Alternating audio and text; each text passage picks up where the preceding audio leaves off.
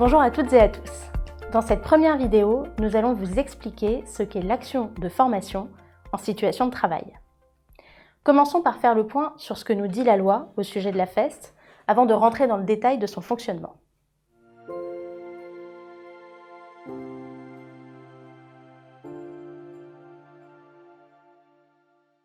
La loi pour la liberté de choisir son avenir professionnel, promulguée en 2018, a apporté de profondes modifications au monde de la formation professionnelle.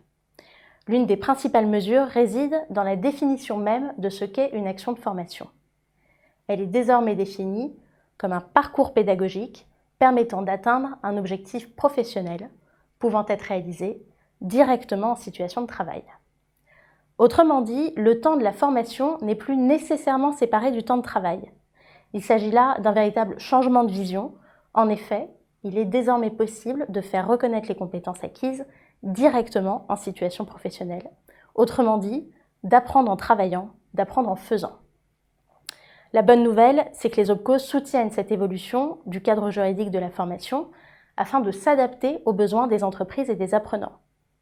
Et en y réfléchissant, ça semble assez logique. À votre propre échelle, vous savez que vous êtes plus performant aujourd'hui que vous ne l'étiez à votre prise de poste, et vous savez que vous serez sûrement plus aguerri au fur et à mesure que vous continuerez de travailler. Il y a donc bien une progression, une acquisition de compétences qui se produit en situation de travail. Mais alors, qu'est-ce que la FEST ? Est-ce qu'il s'agit simplement d'une formation sur le tas, comme on l'appelle parfois ? Vous vous en doutez, la réponse est non. La loi nous donne quelques repères et instaure des obligations qui permettent de valider la qualité de la formation en situation de travail. C'est ce que nous vous proposons de voir maintenant.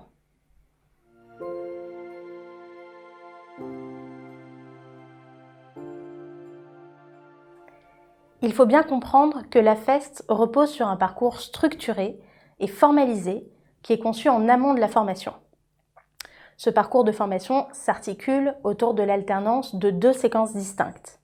Il y a d'une part des mises en situation de travail préparées et aménagées à des fins pédagogiques, et d'autre part des séquences de réflexivité qui permettent de rompre avec le temps de production pour revenir sur la mise en situation. Ces deux séquences sont réitérées autant de fois que nécessaire pour atteindre le niveau de compétence visé. Avant de construire ce parcours de formation, vous devez vous assurer des points suivants.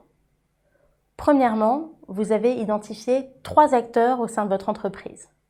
Un apprenant qui souhaite développer ses compétences, un expert qui maîtrise les compétences que l'apprenant souhaite développer, et enfin un accompagnateur qui sera chargé de mener les séquences de réflexivité avec l'apprenant.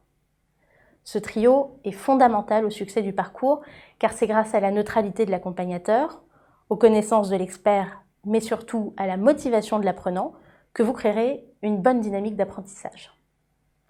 Deuxième point de vigilance, les situations de travail de l'apprenant doivent être adaptables afin de rendre possible l'apprentissage. Celui-ci doit pouvoir disposer, entre autres, du temps nécessaire à l'expérimentation de ce qu'il ne maîtrise pas encore, et il doit avoir le droit de se tromper lors de ses tentatives. Il n'est donc évidemment pas possible de lancer un parcours à FEST sur un projet dont l'importance est telle que l'avenir de l'entreprise en dépend. Enfin, dernier point de vigilance, le parcours de formation doit permettre d'évaluer la montée en compétences de l'apprenant. Une évaluation doit donc être réalisée avant le parcours de formation et à la fin de celui-ci. Mais attention, mesurer le delta entre ces deux évaluations n'est pas suffisant. Vous devez mettre en place des évaluations intermédiaires régulièrement afin de suivre la progression de l'apprenant et de pouvoir adapter si besoin son parcours.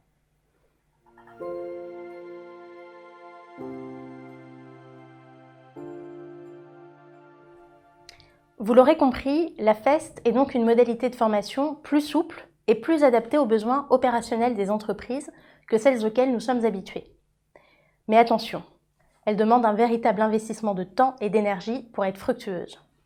Alors, avant de vous lancer, assurez-vous que vous avez visé les compétences stratégiques qui vous permettront de développer la performance des équipes, mais aussi celle de l'entreprise. Il s'agit donc bien d'une modalité de formation reconnue par la loi, par les OPCO et qui peut être très facilement mise en place et pilotée à grande échelle avec la bonne ingénierie pédagogique associée à la bonne technologie. Et c'est là que réside notre proposition de valeur, accélérer la transmission des savoirs en entreprise. N'hésitez pas à regarder la vidéo « Pourquoi et quand utiliser la FEST pour en apprendre plus ». Merci pour votre attention et bon apprentissage à toutes et tous.